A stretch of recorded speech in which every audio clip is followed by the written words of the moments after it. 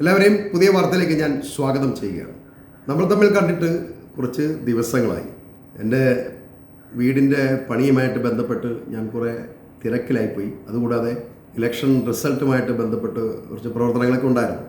അതുകൊണ്ടാണ് എനിക്ക് വാർത്തകളൊന്നും ചെയ്യാൻ കഴിയാതിരുന്നത്. എല്ലാവരും ക്ഷമിക്കുക. എന്തായാലും നമ്മൾ വീണ്ടും കാണുകയാണ്. ഒരുപാട് വാർത്തകൾ നിങ്ങളെ അറിയിക്കാനുണ്ട്. വരും ദിവസങ്ങളിൽ അക്കാര്യം ഞാൻ നിർവഹിക്കുന്നതായിരിക്കും. ഇപ്പോൾ വീണ്ടും നമ്മൾ മിഡിൽ ഈസ്റ്റിലെ കാര്യങ്ങൾ തന്നെയാണ് ചർച്ച ചെയ്യാൻ ഉദ്ദേശിക്കുന്നത്. അമേരിക്കയുടെയും ഇസ്രായേലിൻ്റെയും നിർദ്ദേശമനുസരിച്ച് ഇറാനോടുള്ള ശത്രുത വർദ്ധിപ്പിച്ചു. അമേരിക്കയ്ക്ക് ഒപ്പം കൂടി ഇറാനെയോ അതല്ലെങ്കിൽ ചൈന പോലുള്ള ശക്തമായ രാഷ്ട്രത്തിൻ്റെ കപ്പലുകൾ ആക്രമിച്ചു. UAE ഒരു കൈവിട്ട കളിക്ക് തയ്യാറാവുമ്പോൾ UAE ഇക്കാലം കൊണ്ട് നേടിയ സകല സൗഭാഗ്യങ്ങളും നഷ്ടപ്പെടുത്താൻ തുനിഞ്ഞിറങ്ങിയതായിട്ട് വേണമെങ്കിൽ നമുക്ക് കരുതാവുന്നതാണ്.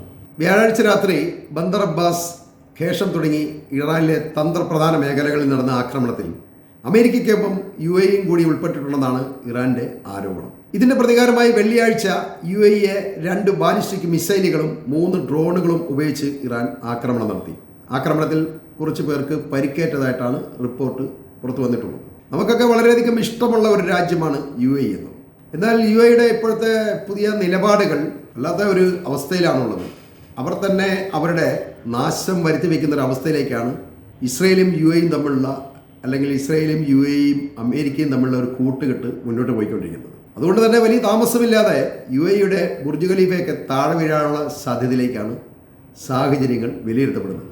ഇറാൻ പലതവണ UAEക്ക് താക്കി നൽകിയിട്ടും അത് വകവയ്ക്കാതെയാണ് UAE ഇറാനോട് ശത്രുതയോടെ പെരുമാറുന്നത്. ഈ ബന്ദർ അബ്ബാസും ഹോർമുസ് കടലിടുക്കും ഇവയൊക്കെ ലോകത്തിലെ ഏറ്റവും പ്രധാനപ്പെട്ട എണ്ണക്കടത്ത് പാതകളിൽ പെട്ടതാണ്. UAEയുമായി ഭൂമിശാസ്ത്രപരമായി വളരെ അടുത്താണ് ഈ പ്രദേശങ്ങളുള്ളത്. അതുകൊണ്ട് തന്നെ അയൽരാജ്യം എന്ന നിലയിൽ UAEക്ക് ഈ പ്രദേശങ്ങളിൽ വലിയ താല്പര്യമുണ്ട്. ഹോർമുസ് കടലിടുക്ക് ഇറാൻ അടച്ചതോടെ ട്രംപ് സകല അടവും പയറ്റിയിട്ടും ഇത് തുറക്കാൻ കഴിയാത്തതും എണ്ണക്കപ്പലുകൾക്ക് കടന്നു പോകാൻ കഴിയാത്തതും മൂലം UAE ഉൾപ്പെടെയുള്ള അറബ് രാഷ്ട്രങ്ങളുടെ സാമ്പത്തിക നില ഇപ്പോൾ വളരെ പരിങ്ങലിലാണ് എന്നുള്ളതാണ് വാസ്തവം. മാത്രമല്ല അബുമൂസ, ഗ്രേറ്റർ ആൻഡ് ലെസർ, ടോൺബിസ തുടങ്ങി പേർഷ്യൻ ഗൾഫിലെ 3 ദ്വീപുകളുടെ ഉടമസ്ഥാവകാശത്തെ ചൊല്ലി ഇറാനും UAEയും തമ്മിൽ പതിറ്റാണ്ടുകളായി തർക്കങ്ങൾ നിലനിൽക്കുന്നുണ്ട്. ഈ വിഷയവും ഇപ്പോൾ യുദ്ധത്തോടൊപ്പം ഉയർന്നു വന്നിരിക്കുകയാണ്.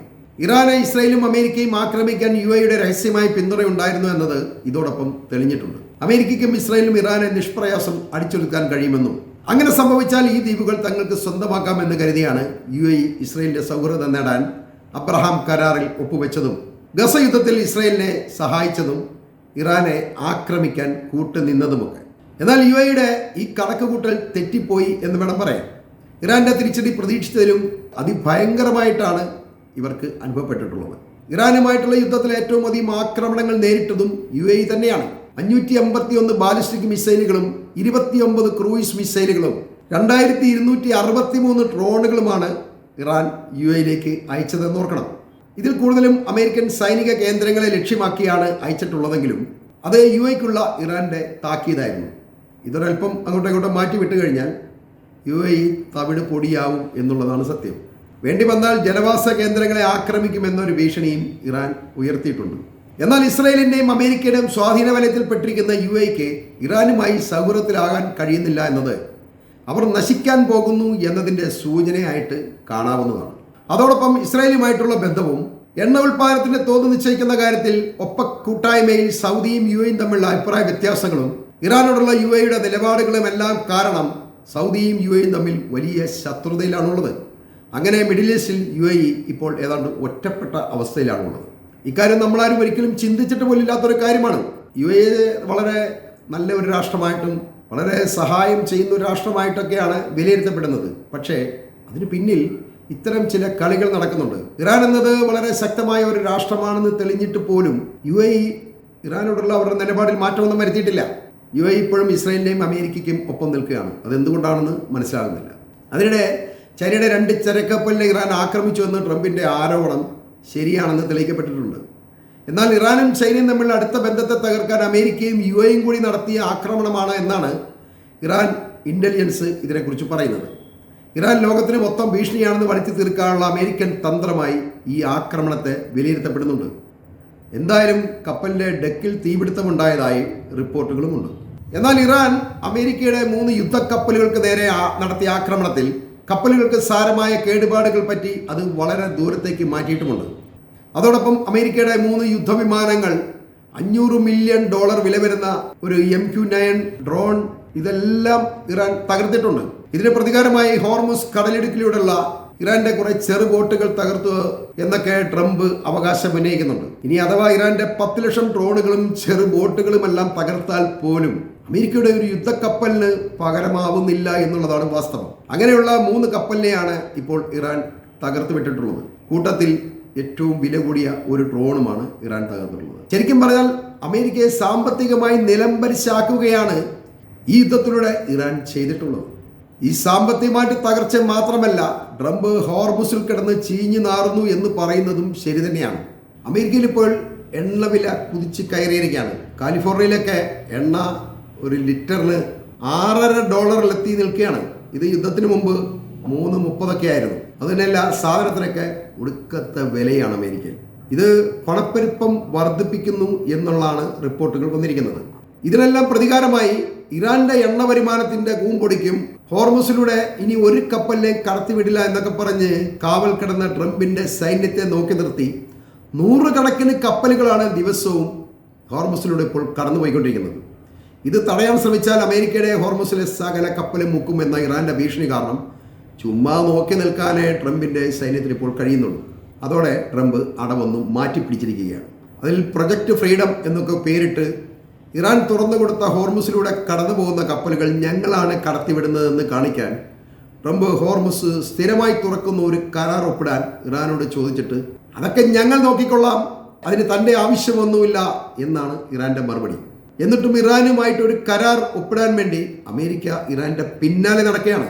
അത് ഇന്നോ നാളെയോ ഇറാൻ ഒരു കരാർ ഒപ്പിടാൻ വേണ്ടി പാകിസ്ഥാനിലെത്തും എന്നൊക്കെ ട്രംപ് പറയുന്നുണ്ട്. പക്ഷേ കാല് പിടിച്ച് അപേക്ഷിക്കുമ്പോഴും ട്രംപ് പറയുന്നത് ഇറാൻ അമേരിക്കയെ അല്ലെങ്കിൽ ട്രംപിനെ ഭയന്നിട്ടാണ് ഈ കരാറിലേക്ക് വരുന്നത് എന്നാണ്. സത്യത്തിൽ മറിച്ചാണ് സംഭവിക്കുന്നത്. ട്രംപാണ് ഇവിടെ ഭയന്നിരിക്കുന്നത്. ഇറാന് യാതൊരുവിധ ഭയവുമില്ല. അവർ എപ്പോഴും യുദ്ധത്തിന് തയ്യാറാണ്. നിങ്ങൾക്ക് പറ്റുമെങ്കിൽ അടിച്ചോളാനാണ് പറയുന്നത്. അമേരിക്കയുടെ ഈ കപ്പലുകൾ അടിച്ച് ദൂരോട്ട് പോയിട്ടും വീണ്ടും ഒരു യുദ്ധത്തിന് ട്രംപ് തയ്യാറാകുന്നില്ല. അതിന് കാരണം അമേരിക്ക സാമ്പത്തികമായി തകർന്നിരിക്കുകയാണ്. അവരുടെ ആയുധങ്ങളൊന്നുമില്ല. ഇനി പുതിയ ആയുധങ്ങളൊക്കെ ഉണ്ടായി വരണമെങ്കിൽ 5-8 കൊല്ലം പിടിക്കും. ഇത് എന്തെടുത്തിട്ട് അടിക്കാനാണ്? ഇനി അഥവാ വീണ്ടും ഒരു യുദ്ധം ആരംഭിച്ചു കഴിഞ്ഞാൽ ഇസ്രായേലിൻ്റെ ബാക്കിയുള്ള ഭാഗങ്ങൾ കൂടി തവിട് പൊടിയാവുന്നതാവും ഫലം. ഇനി ഇസ്രായേലിനെ പിടിച്ചു നിൽക്കാൻ കഴിയില്ല. അവരും വളരെയധികം തളർന്നിരിക്കുകയാണ്. ഹിസ്ബുള്ള അതിശക്തമായ ആക്രമണം ഇപ്പോഴും ഇസ്രായേലിലേക്ക് നടത്തുന്നുണ്ട്. ഒരുപാട് സൈനികർ, അതായത് ജൂത സൈനികർ കൊല്ലപ്പെടുന്നുണ്ട്. ഇതൊക്കെ അവർ എത്ര ഒളിച്ചു വെച്ചെന്ന് പറഞ്ഞാലും പുറത്തേക്ക് വാർത്തകൾ വരുന്നുണ്ട്. ഇതൊക്കെ കാരണമാണ് ട്രംപ് ഹോർമുസിൽ കിടന്ന് ചീഞ്ഞു നാറുന്നു എന്ന് പറയുന്നത്. ഒരു വിജയമോ കരാറോ ഇല്ലാതെ ട്രംപിന് അമേരിക്കക്കാരെ അഭിമുഖീകരിക്കാൻ കഴിയില്ല എന്നുള്ളതാണ് സത്യം. ആളാവാൻ പോയിട്ട് കയ്യിലുള്ളതും കൂടി കളഞ്ഞിട്ട് ചെന്നാൽ നാട്ടുകാരെല്ലാം കൂടി അയാളെ എടുത്തിട്ടലക്കും എന്ന് ട്രംപിനറിയാം. അതുകൊണ്ട് ഇനി എങ്ങനെയാണ് മുന്നോട്ട് നീങ്ങുന്നത് എന്നൊരു ഊഹം അല്ലെങ്കിൽ ഒരു ധാരണ ഒന്നും ശരിക്കും ട്രംപിൻ്റെ കയ്യിലില്ല എന്നുള്ളതാണ്. ഇനി ഇറാൻ കനിയുകയല്ലാതെ വേറൊരു മാർഗവും ട്രംപിൻ്റെ മുന്നിലില്ല. ട്രംപിനെ സംബന്ധിച്ച് എന്തെങ്കിലും ഒരു കരാറുണ്ടാക്കി ഇവിടെ നിന്നും പിൻവലിയേണ്ടതുണ്ട്. അല്ലാതെ ഒരിക്കലും ഇനി ഒരു മിഡിൽ ഈസ്റ്റിൽ യുദ്ധപര വിജയമുണ്ടാകും എന്ന് അയാൾ പ്രതീക്ഷിക്കുന്നില്ല. ഇത് ഞാൻ ആദ്യം തന്നെ പറഞ്ഞിരുന്നു. മിഡിൽ ഈസ്റ്റിൽ അമേരിക്ക യുദ്ധത്തിന് വന്നു കഴിഞ്ഞാൽ ഇറാനും ചൈനയും റഷ്യയും എല്ലാം കൂടി ഒരു യുദ്ധവിജയം അമേരിക്കയ്ക്ക് ഉണ്ടാക്കി കൊടുക്കില്ല എന്നുള്ളത്. ശരിക്കും റഷ്യയും ചൈനയും ഒന്നും യുദ്ധത്തിന് ഇറങ്ങിയില്ല എന്നേ ഉള്ളൂ. അവർ യുദ്ധത്തിൻ്റെ പിന്നിലുണ്ടായിരുന്നു. അതാണ് ഇറാൻ ഇത്രയധികം ശക്തി ആവാഹിക്കാൻ കഴിഞ്ഞിട്ടുള്ളത്.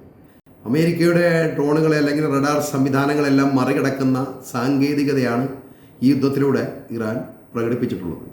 അതിനർത്ഥം അമേരിക്കൻ ടെക്നോളജി എല്ലാം കാലഹരണപ്പെട്ടിരിക്കുന്നു. അതിനേക്കാൾ ഉന്നതമായ സാധനങ്ങളാണ് ഇപ്പോൾ ചൈനയുടെ കയ്യിലിരിക്കുന്നത് എന്നാണ്.